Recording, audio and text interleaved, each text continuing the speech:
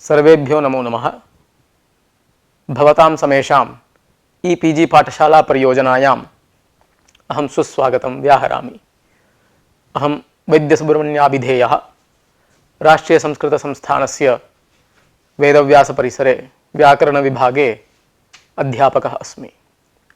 अधुना पाठे अस्मिन् विसर्गसन्धिप्रकरणात् इदुदुपधस्य च प्रत्ययस्य तथा शर्परे विसर्जनीयः इति सूत्रमधिकृत्य अस्मिन् पाठे प्रतिपादयामि।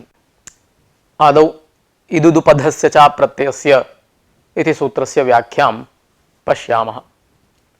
इदुदुपधस्य च प्रत्ययस्य इति हि सूत्रम्। इदुदुपधस्य च अप्रत्ययस्य इति त्रीणि पदानि सन्ति अस्मिन् सूत्रे। एणश्शः इत्यस्मात् सूत्रात् शः इति प्रथमान्तं पदम् अनुवर्तते। कुप्पौ कफ्पौ च इत्यस्मात् सूत्रात् कुप्पोः इति सप्तम्यन्तं पदं च अनुवर्तते। विसर्जनीयस्य सः इत्यस्मात् सूत्रात् विसर्जनीयस्य इति षष्ट्यन्तं पदम् अनुवर्तते। इत् च उत् च इदुतौ। इदुतौ उपधे यस्य सः इदुदुपधः। उपधा नाम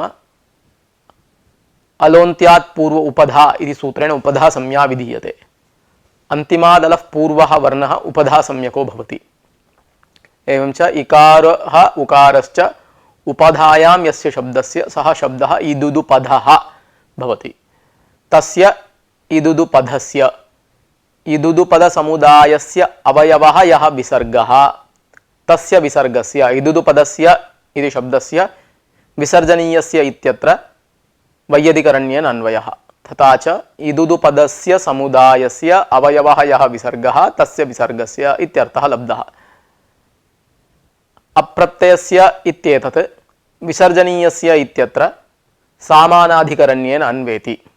अप्रत्ययः यः विसर्गः इति अर्थात् प्रत्ययभिन्नः यः विसर्गः तस्य विसर्गस्य इति दीक्षितः अयमर्थः अभिप्रैति। अप्रत्ययस्य विसर्जनीयस्य इत्यनयोः सामानाधिकरण्येन अन्वयः इति दीक्षितः अभिप्रैति।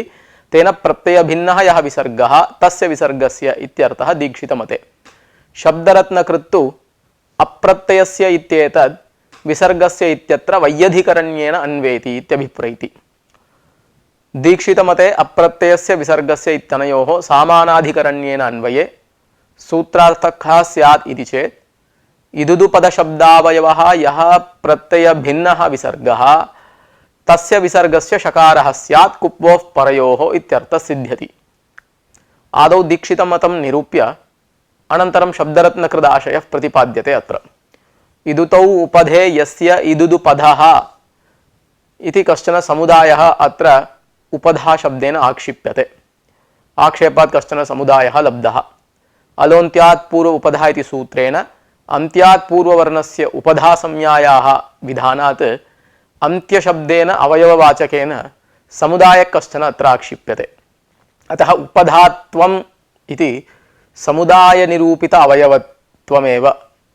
तथा च दीक्षितमते इदुदुपधशब्दावयवः यः प्रत्ययभिन्नः विसर्गः तस्य विसर्गस्य शकारः स्यात् कुप्पोः परयोः इत्यर्थः लब्धः। अस्य उदाहरणम् अग्रे पश्यामः।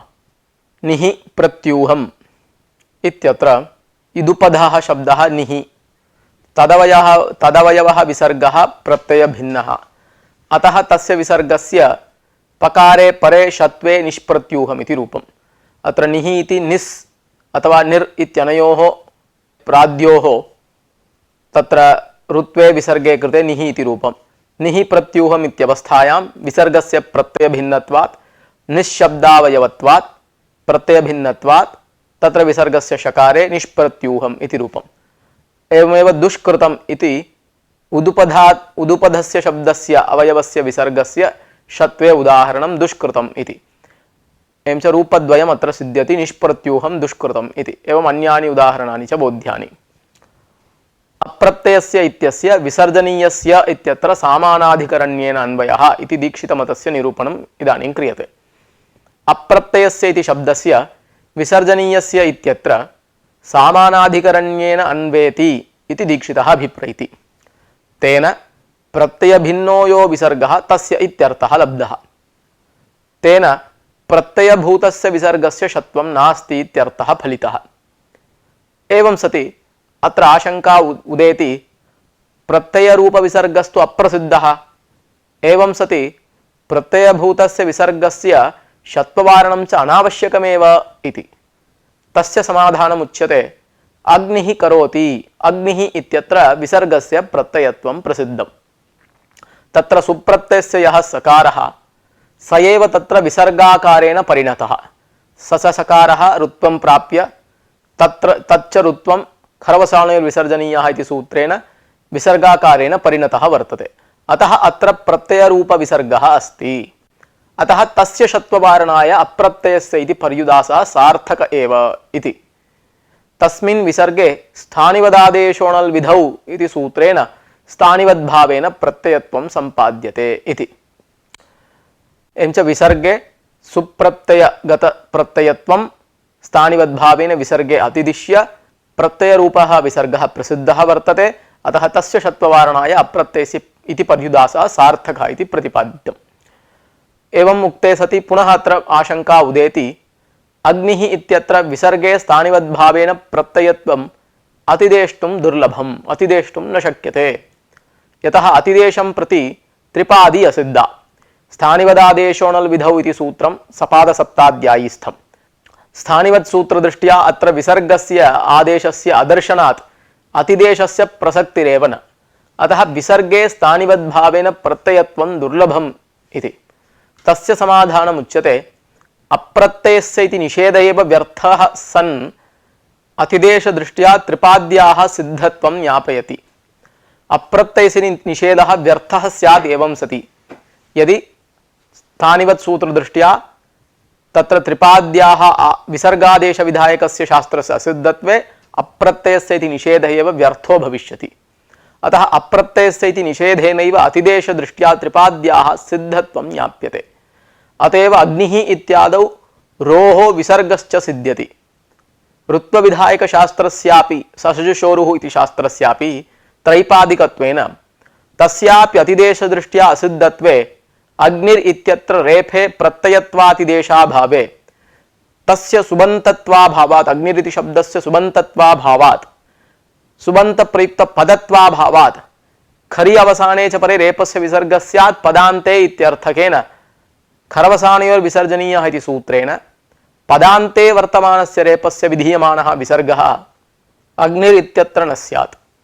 रेफस्य प्रत्ययत्वादिदेशं विना पदान्तत्वदुर्लभम्। एवं सति प्रत्ययत्वं विसर्गे स्थानिवद्भावेन सुगममेव। एवं पदान्तरेपस्य विसर्गविधानमेव अतिदेशं प्रति त्रिपाद्याः सिद्धत्वं ज्ञापयति इत्युच्यताम्। यतः अतिदेशं विना रेफान्तस्य पदस्य रेपस्य विसर्ग एव न स्यात्। अतः अप्रत्ययस्य इति निषेधः व्यर्थः सन् अतिदेशशास्त्रदृष्ट्या त्रिपाद्य सिद्धत्वकल्पनं मास्तु इति आशंका पुनः अत्र कृता। तस्य समाधानमुच्यते पुनः इत्यादौ विसर्गविधानस्य पुनः पुनर् इति शब्दस्य पुनः इति शब्दस्य विसर्गविधानस्य अतिदेशं विना एव चारितार्थ्यं वर्तते। तत्र च पुनर्सु इत्यत्र सुलोपोत्तरम् अव्यादाप्सुपः इति सूत्रेण सुलोपो भवति। तत्र सुलोपोत्तरं तत्र पुनर् इत्यत्र प्रत्ययत्वादिदेशं विना पुनर् इत्यस्य प्रत्ययलक्षणेन पदत्वात् रेपस्य पदान्तवृत्तित्वात् रेपस्य विसर्ग सिद्ध्या विसर्गदृष्ट्या विसर्गविधानस्य अतिदेशं प्रति त्रिपाद्या सिद्धत्वे ज्ञापकत्वकल्पनं न युक्तम्। अतः एतत् सूत्रस्थम् अप्रत्ययस्य इति ग्रहणमेव तज्ज्ञापकम् इति वक्तव्यम्। पुनर्स् इत्यत्र जातपदसंज्ञायाः एव सुलोपोत्तरं केवले रेपान्ते अतिदेशात् रेफस्य पदान्तवृत्तित्वात् अत्रापि अतिदेशस्य सत्वात् विसर्गविधानमेव अतिदेशं प्रति त्रिपाद्याः सिद्धत्वे ज्ञापकं भवतु इति पुनराक्षेपे कृते अत्र रेपे प्रत्ययत्वस्य अतिदेशो न। अग्निरित्यादौ रेपे सुप्रत्ययत्वस्य अतिदेशाभावे तस्य पदत्वाभावात् रेपस्य विसर्गो न स्यात् तस्य पदान्तत्वाभावात्। पुनरित्यत्र तु पदत्वस्य अतिदेशो भवति इति वैलक्षण्यम्। अतः अत्र अप्रत्ययस्य इत्ययम् अंश एव अतिदेशं प्रति त्रिपाद्या सिद्धत्वे ज्ञापकम् इति वक्तव्यम्। एवञ्च अप्रत्ययस्य इत्यनेन त्रिपाद्याः अतिदेशं प्रति सिद्धत्वज्ञापनेन अग्निः इत्यादौ विसर्गे प्रत्ययत्वस्य अतिदेशः भवत्येव। तेन प्रत्ययरूपः विसर्गः प्रसिद्ध्यति। तत्र षत्ववारणाय अप्रत्ययस्य इति पर्युदासः सार्थकः। अचः परस्मिन् पूर्वविधौ इति अतिदेशशास्त्रदृष्ट्या तु त्रिपादी असिद्धा एव। स्थानिवदादेशोणल् विधौ इति अतिदेशशास्त्रदृष्ट्या तु त्रिपादी सिद्धा इति अनेन अप्रत्ययग्रहणेन ज्ञाप्यते। पूर्वत्रासिद्धेन स्थानिवत् इति वचनं च अचः परस्मिन् पूर्वविधौ इति सूत्रस्य त्रिपाद्याम् अप्रवृत्तेः प्रपञ्चभूतमेव। एवञ्च अप्रत्ययस्य विसर्जनीयस्य इत्यस्य प्रत्ययभिन्नस्य विसर्जनीयस्य षत्वं प्रत्ययभूतस्य विसर्जनीयस्य षत्वं न इत्यर्थः फलितः। तेन अग्निः करोति इत्यादौ विसर्गस्य प्रत्ययत्वात् षत्वं वार्यते इति दीक्षितः अभिप्रैति। एवं यदि अप्रत्ययस्य विसर्जनीयस्य इत्यस्य प्रत्ययभिन्नस्य विसर्जनीयस्य षत्वम् इति व्याख्यास्यते तर्हि मातुः कृतम् इत्यत्र विसर्गस्य षत्वं स्यात्, परन्तु तत्र षत्वं नेष्टम्। तत्र विसर्गस्य प्रत्ययावयवत्वात् प्रत्ययत्वाभावात् प्रत्ययभिन्नत्वात् षत्वं दुर्वारं स्यात् इति आक्षेपे जाते तस्य समाधानमुच्यते। कस्कादिगणे षत्वसिद्धये भ्रातुष्पुत्रः इति शब्दस्य पाठेन ङसिङसोः अतस्थाने उकारात् परस्य विसर्गस्य षत्वं नेति ज्ञाप्यते। अर्थात् एकादेशशास्त्रनिमित्तकस्य विसर्गस्य षत्वं न इति ज्ञाप्यते कस्कादिगणे षत्वसिद्ध्यर्थं पठितेन भ्रातुष्पुत्रः इति शब्देन। भ्रातुः पुत्रः इत्यत्रापि विसर्गस्य प्रत्ययभिन्नत्वेन तस्य विसर्गस्य प्रत्ययावयवत्वात् प्रत्ययभिन्नत्वेन इदुदुपदस्य च प्रत्ययस्य इति सूत्रेणैव षत्वे सिद्धे षत्वसिद्ध्यर्थं कस्कादिगणे भ्रातुष्पुत्र शब्दस्य विसर्गस्य प्रत्ययभिन्नत्वेपि षत्वं न भवति।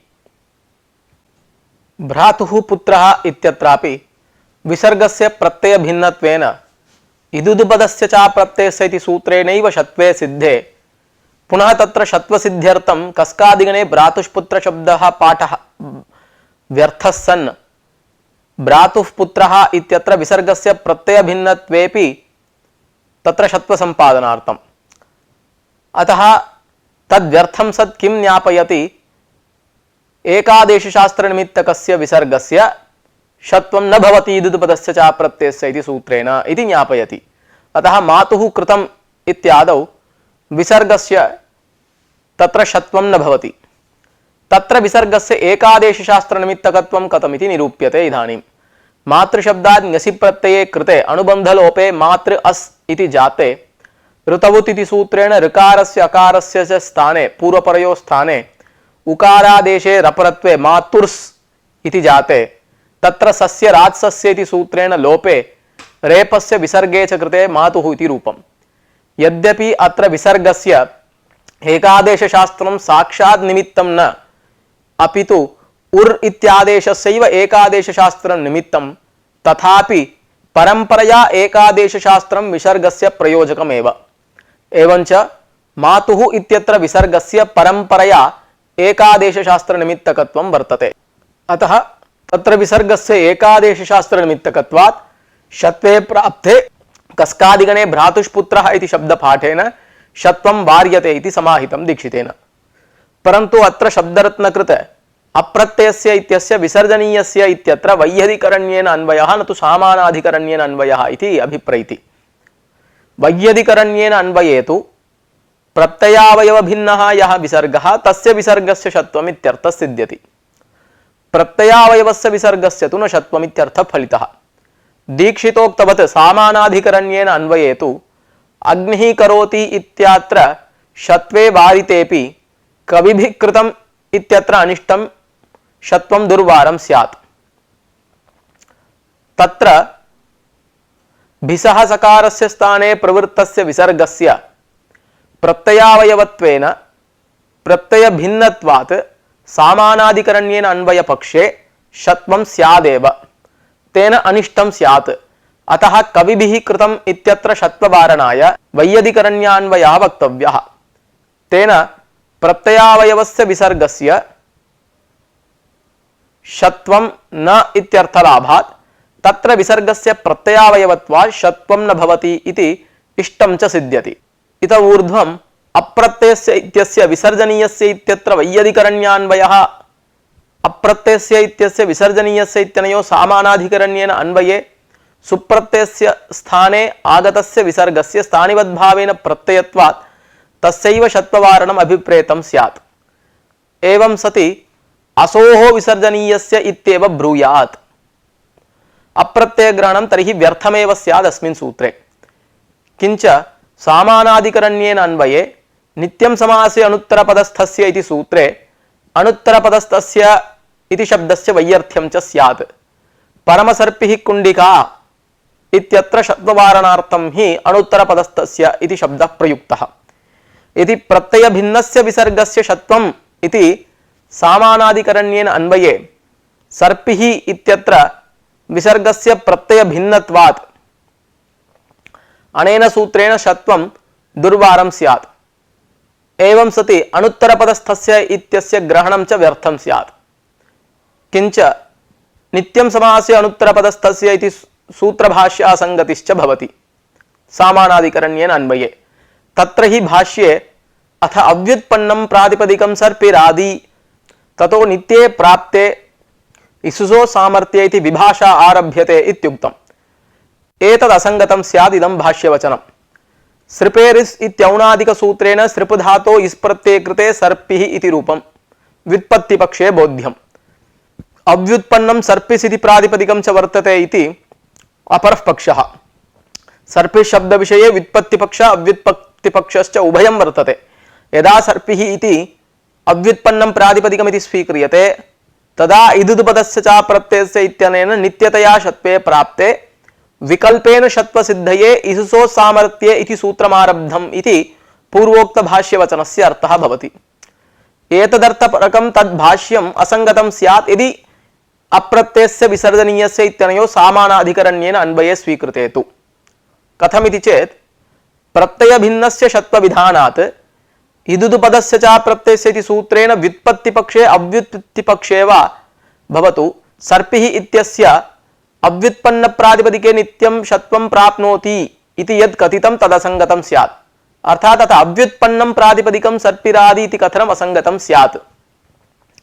यतः अव्युत्पत्तिपक्षे सुतरां तत्र प्रत्ययस्य प्रत्ययभिन्नत्वात् षत्वं प्राप्नोत्येव। व्युत्पत्तिपक्षे च तत्र विसर्गस्य प्रत्ययावयवत्वात् प्रत्ययभिन्नत्वात् तत्र व्युत्पत्तिपक्षेपि इदुदुपदस्य च प्रत्ययस्य नित्यं षत्वं प्राप्नोति। एवं सति सर्पिः इति यदा अव्युत्पन्नं प्रातिपदिकं तदानीं नित्यतया प्राप्नोति। एवं नित्ये षत्वे प्राप्ते तद्वारणार्थम् इसुसो सामर्थ्ये इति सूत्रमारब्धं विकल्पेन इति यत् कथनमस्ति अव्युत्पन्नं प्रातिपदिकम् इत्यस्मिन् पक्षे नित्यतया षत्वं प्राप्नोति इति तत्र अव्युत्पन्नं प्रातिपदिकम् इति वाक्यमेत् प्रयुक्तं तत् सर्वात्मना असंगतं भवति। अतः पूर्वोक्तैः प्रमाणैः एतद् अवगन्तुं शक्यते अत्र प्रत्ययस्य विसर्जनीयस्य इत्यनयोः सामानाधिकरण्येन अन्वयः न स्यादिति। वैयधिकरण्यान्वयेन तु तदसाङ्गत्यं। तदा प्रत्ययावयवभिन्नस्य विसर्गस्य षत्वविधानात् अनेन सूत्रेण सर्पिः इत्यत्र व्युत्पत्तिपक्षे विसर्गस्य प्रत्ययावयवत्वात् प्रत्ययावयवभिन्नत्वाभावात् षत्वस्य प्राप्तिरेव न व्युत्पत्तिपक्षे। अव्युत्पत्तिपक्षाङ्गीकारे तत्र विसर्गस्य प्रत्ययावयवभिन्नत्वात् षत्वं नित्यं प्रवर्तते। एवं सति तत्र भाष्ये अव्युत्पन्नं प्रातिपदिकम् इति कथनम् उचितं भवति। तस्मात् पूर्वोक्ताभिः युक्तिभिः एतद् निर्णीयते इदुदुपदस्य च प्रत्ययस्य इत्यस्मिन् सूत्रे प्रत्ययपदं प्रत्ययावयवपरम्। अतः प्रत्ययावयवभिन्नस्य विसर्गस्य षत्वम् इति अप्रत्ययस्य विसर्जनीयस्य इत्यस्मात् शब्दात् अर्थः लब्धः स एव अर्थः उचितश्च। अतएव कविभिः कृतम् इत्यादौ विसर्गस्य प्रत्ययावयवत्वात् षत्वं न भवति। अग्निः करोति इत्यादौ तु विसर्गस्य व्यपदेशिवद्भावेन प्रत्ययावयवत्वं स्वीकृत्य षत्वं वारणीयमित्यभिप्रायः। एवं सिद्धान्तभूते अस्मिन् अर्थे च मातुः कृतमित्यत्र षत्वं प्राप्नोत्येव। तत्र मातृशब्दात् ङसि प्रत्यये कृते अनुबन्धलोपे मातृ अस्थिति स्थितिः। अत्र प्रत्ययत्वधर्मः अस् इत्यत्र वर्तते, न केवलम् अकारे न केवलं सकारे। स च प्रत्ययत्वधर्मः अस् समुदाय वृत्तिधर्मः। तदुत्तरं ऋकाराकारयोः एकादेशे उर् इत्यस्मिन् इत्येकादेशे कृते उर् इत्यस्मिन् आदेशे प्रत्ययत्वम् अतिदेष्टुं न शक्यते, यतः ऋकाराकारयोः स्थाने उर् आदेशः आगतः। तत्र प्रत्ययत्वस्य अकारमात्र अवृत्तित्वात् अथवा ऋकारमात्र अवृत्तित्वात् ऋकारे प्रत्ययत्वधर्मः नास्ति। मातृशब्दावयवे ऋकारे प्रत्ययत्वधर्मः नास्ति। प्रत्ययावयव यः अकारः तन्मात्रं तत्रैव प्रत्ययत्वधर्मोऽपि नास्ति। एकादेशोत्तरं यः सकारः प्रत्ययावयव अवशिष्टः, तस्मिन् सकारे एकादेशोत्तरं प्रत्ययत्वधर्मस्य निहितत्वेपि अवशेषत्वात् प्रत्ययस्य अवशेषत्वात् तस्मिन् सकारे प्रत्ययत्वधर्मः अवशिष्टश्चेदपि ततः परं रात्सस्य इति सूत्रेण तस्य च सकारस्य लोपे उर् इत्येकादेशे प्रत्ययत्वसम्पादनं दुर्लभमेव। यस्य अकारस्य स्थाने उर् आदेशः प्रवृत्तः सः न प्रत्ययः। एवं सति उर् इत्यत्र रेफस्य स्थाने प्रवृत्तस्य विसर्गस्य प्रत्ययत्वाभावेन प्रत्ययावयव भिन्नत्वात् षत्वं प्राप्तमेव सिद्धान्तपक्षेपि। एतदेव अभिप्रेत्य प्रकृतसूत्रे उरन्रपरः इति सूत्रे भाष्ये च उक्तम् इह कस्मात् न भवति पितुः करोति अप्रत्ययस्य इति षत्वं प्राप्नोति। अप्रत्यय विसर्जनीयस्य इत्युच्यते प्रत्यय विसर्जनीयश्चायं। लुप्यते अत्र प्रत्यय विसर्जनीयः रात्सस्य इति। एवं च सिद्धान्तपक्षे च मातुः कार्यं मातुः कृतम् इत्यादौ प्रत्ययावयव भिन्नत्वेन षत्वं स्यादेव। तद्वारं च भ्रातुष्पुत्र इति शब्दस्य कस्कादिगणे पाठेन एकादेशशास्त्रनिमित्तकस्य विसर्गस्य षत्वं न इत्यभिप्रायेण वार्यते इति बोध्यम्। ततः परं द्विस्त्रिश्चतुर् इति कृत्वोऽर्थे इति सूत्रस्य व्याख्या क्रियते। अत्र द्विः त्रिः चतुः द्विस्त्रिश्चतुर् इति कृत्वोऽर्थे इति सूत्रम्। विसर्जनीयस्य सः इत्यस्मात् सूत्रात् विसर्जनीयस्य इति षष्ट्यन्तं पदम् अनुवर्तते। इनशः इत्यस्मात् सूत्रात् शः इति प्रथमान्तं पदम् अनुवर्तते। कुप्पौ कप्पौ च इत्यस्मात् सूत्रात् कुप्पोः इति सप्तम्यन्तं पदम् अनुवर्तते। द्विः क्रियायाभ्यावृत्तिगणने कृत्वसुच् इति सूत्रेण संख्यावाचकात् क्रियाया आवृत्तिगणने कृत्वसुच् प्रत्ययः विधीयते। द्वित्रिचतुर्भ्यः सुच् इति सूत्रेण द्वित्रिचतुर्भ्यः शब्देभ्यः तस्मिन्नेवार्थे सुच् प्रत्ययो विधीयते। एवं च द्वित्रिचतुर्भ्यः शब्देभ्यः सुच् प्रत्यये कृते द्विः त्रिः चतुः इति रूपम्। एवं च सुच् प्रत्ययस्य कृत्वसुजर्थे प्रवृत्तः इति सुचः सकारस्य स्थाने आदिष्टः विसर्गः कृत्वोऽर्थः सञ्जातः। कृत्वोऽर्थे इति पदं विसर्जनीयस्य इत्यस्य विशेषणं। च कृत्वोऽर्थे यो विसर्गः कृत्वसुच् प्रत्ययस्य अर्थे यो विसर्गः प्रवृत्तः तस्य विसर्गस्य षत्वं भवति। द्विशब्दात् परत्र विद्यमानस्य त्रिशब्दात् परत्र विद्यमानस्य चतुर्शब्दात् परत्र विद्यमानस्य विसर्गस्य यस्तावत् कृत्वोऽर्थे प्रवृत्तः तस्य विसर्गस्य षत्वं भवति कुप्पो प्रयो इत्यर्थः सिद्धः। एवं च कृत्वोऽर्थ विसर्गस्य द्वित्रिचतुर्भ्यः परस्य बा षत्वं स्यात् इत्यर्थः सिद्धः।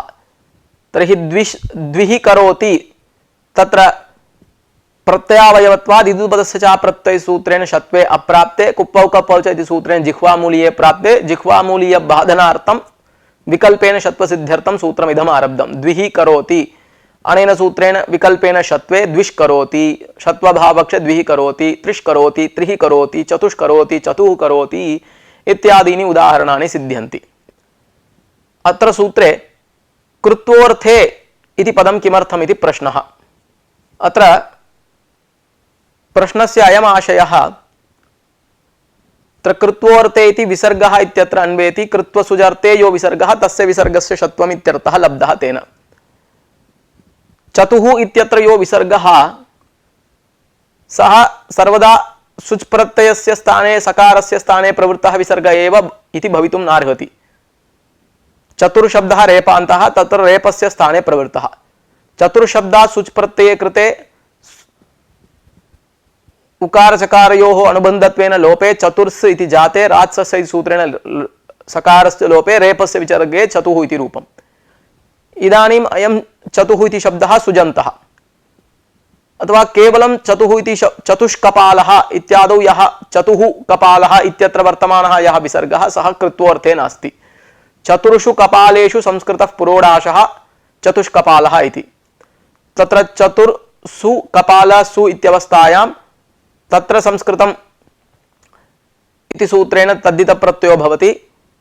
तद्धितप्रत्यये कृते तद्धितार्थोत्तरपदसमाहारे च सूत्रेण समासः। समासत्वात् प्रातिपदिकसंज्ञा सुब्लुक् द्विगोर्लुगणपत्ये इति सूत्रेण अनपत्यार्थक तद्धितप्रत्ययस्य लुक् भवति द्विगुसमासात्। लुकि कृते चतुर्सु कपालसु इति जाते समासत्वात् प्रातिपदिकसंज्ञा सुब्लुक् चतुर्कपाल इति जाते रेपस्य विसर्गो भवति कर्फरकत्वात् चतुः कपाल इति रूपम्। अत्र यो विसर्गः वर्तते सः न सुजर्थकः। तर्हि तत्र षत्ववारणार्थं कृत्वोऽर्थे इति पदं तत्र उक्तम्। स च विसर्गः कृत्वोऽर्थे नास्ति, अतः तत्र विकल्पेन षत्वं नास्ति, अपितु इदुपदस्य च प्रत्ययसूत्रेण नित्यतया एव षत्वं भवति। चतुष्कपालः इति रूपं सिद्ध्यति। एवं च चतुः कपालः इत्यत्र षत्ववारणार्थं कृत्वोऽर्थे इति विसर्गस्य विशेषणम् इति वक्तव्यम्। परन्तु अत्र प्रश्नः जायते, द्विः त्रिः इति रूपं तु द्विशब्दात् सुच् प्रत्यये कृते एव रूपं, त्रिशब्दात् सुच् प्रत्यये कृते एव रूपं द्विः त्रिः इति। एवं च आभ्यां सहचरितत्वात् चतुः इति शब्दोऽपि सुजन्त एव गृह्यते। तर्हि कृत्वोऽर्थे इति पदं व्यर्थम्। तत्र काचित् परिभाषा वर्तते, सहचरिता सहचरितयो सहचरितस्यैव ग्रहणम् इति द्विः त्रिः सुजन्त द्वित्रिशब्दाभ्यां सहचरितत्वात् अत्र चतुष्शब्दोऽपि सुजन्त एव गृह्यते। तेन चतुष्कपालः इत्यत्र विकल्पेन षत्वं न, अपितु नित्यमेव षत्वम्। एवं सति अनया परिभाषया एव सुजन्तस्य चतुष्शब्दस्य ग्रहणे कृत्वोऽर्थग्रहणं सहचरिता सहचरितयो सहचरितस्यैव ग्रहणम् इति परिभाषाया अनित्यत्वं ज्ञापयति। तेन दीधी वेबीठाम् इत्यत्र इट् शब्देन दीधी वेबी धातुभ्यां सहचरितत्वेपि इट् धातुः न गृह्यते, अपितु इडागमः गृह्यते। परिभाषायां सहचरित शब्देन सदृशस्यैव ग्रहणं पंचम्यपांग परिविहिति सूत्रेण परियोगे कर्म प्रवचनयोगे पंचमी विहिता। लक्षणादिद्योतक परियोगे तु द्वितीया भवति, परन्तु तत्रापि पंचमी स्यादित्याशंका कृता।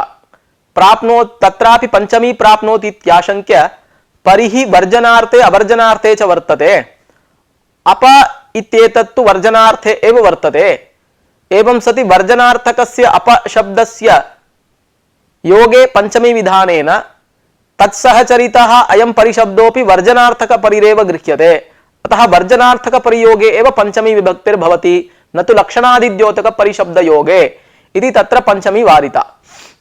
एवं च सदृशानामेव सहायत्वं, सदृशानामेव सहचरणं च भवति।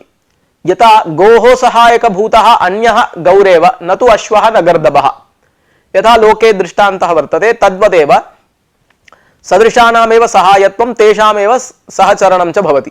एवं च अत्र सहचरित शब्देन सदृशानामेव ग्रहणं बोध्यम्। एवं च कृत्वोर्थग्रहणं सहचरिता सहचरितयो सहचरितस्य इति ग्रहणमिति परिभाषायाः अनित्यत्वं ज्ञापयति। अतः चतुष्शब्देन सुजन्तस्यैव ग्रहणम् इत्येतदर्थबोधनाय पुनः कृत्वोर्थे इति विशेषणं विसर्गस्य देयं जातम्। अनन्तरं शर्परे विसर्जनीयः इति सूत्रस्य व्याख्यां पश्यामः। शर्परे विसर्जनीयः इति सूत्रम्। विसर्जनीयस्य सः इत्यस्मात् सूत्रात् विसर्जनीयस्य इति पदम् अनुवर्तते। शर्परे विसर्जनीयः इति पदविभागः अत्र बोध्यः। खरवसाणिर् खरी च इत्यस्मात् सूत्रात् खरी इति पदम् अनुवर्तते। शर्परः यस्मात् सः शर्परः तस्मिन् शर्परे, करी इत्येतत् तस्य विशेषणम्। एवं च शर्परे खरी विसर्गस्य विसर्गस्यादिति तदर्थः लब्धः। विसर्गस्य विसर्ग विधानं खरिपरे विसर्जनीयस्य सः इति सूत्रेण सत्वबाधनाय। शर्परे न विसर्गस्य विसर्ग विधानं पुनः विसर्ग विधानं किमर्थं? सत्वबाधनार्थं। सत्वबाधनमेव इष्टं चेत् शर्परे न इति सत्वनिषेधस्तु नोक्तः। तथा उक्ते सति वासः क्षौमम् इत्यादौ सत्वे वारितेपि शर्परे खरि सत्वस्य वारितेपि जिह्वामूलीयवारणं न स्यात्। तत्र तु शर्परे करि विसर्गस्य न कश्चन विकारः इष्टः। अतः विसर्गस्य पुनः विसर्ग विधानेन विकारमात्रं सर्वोऽपि विकारः विसर्गस्य बाध्यते इति बोध्यम्। विसर्जनीयस्य सः अशर्परे इत्यपि न सूत्रितम्। कुप्पौ कप्पौ च इत्यत्र अशर्परे इत्यस्य अनुवृत्त्या शर्परे करि जिह्वामूलीयवारण संभवेपि तत्रैव चकारेण विसर्गानुकर्षणस्य लाभात्। एवं सति कः करोति इत्यादौ जिह्वामूली एव सर्वदा स्यात् न तु विसर्गः। अतः पूर्वोक्तवत् विसर्जनीयस्य सः अशर्परे इति तु न सूत्रितम्। अतः यथा न्यासमेव युक्तम्।